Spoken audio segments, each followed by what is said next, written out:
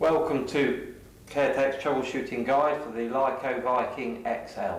Today we'll just go over a few points that you can check before you need to call an engineer if you are having problems with your hoist. If you find that your hoist isn't working, responding to the handset, a few simple checks that you can make is firstly to make sure that the hoist is not still on charge.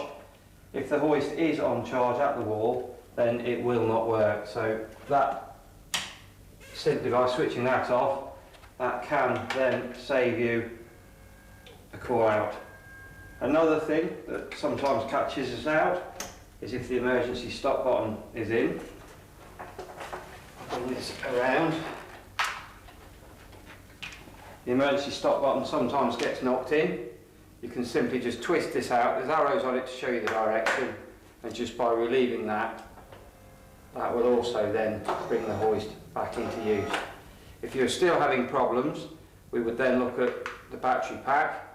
When the battery pack is on charge, you will get an amber light here to show that it's charging, so it's always worth just switching it on and just see what's happening here.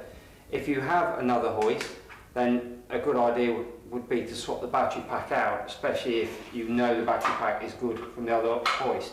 If you've tried all the other options and the hoist is still not working, then we want to look at the battery pack next. Sometimes on top of the battery you'll have this little cap. The idea of this cap is that you can use these holders for things like the handset and the plug. This cap will just pull off. It's a little bit tight, but it does just snap off. And then at the back here there is a metal clasp, which is here, spring loaded, and that just releases the battery. If you can swap this with another battery from a hoist that you know is working, then that's always a good place to start.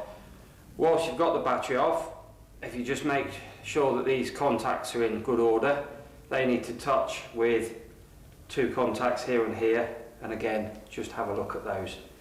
If you've tried all these points and you're still having no luck, underneath the control box is where all the leads plug in for the handset and for the motors.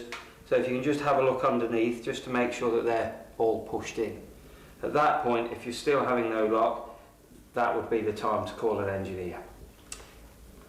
If the hoist does fail on you midway through when you're using it, you have two emergency lower facilities, one electrical and one mechanical.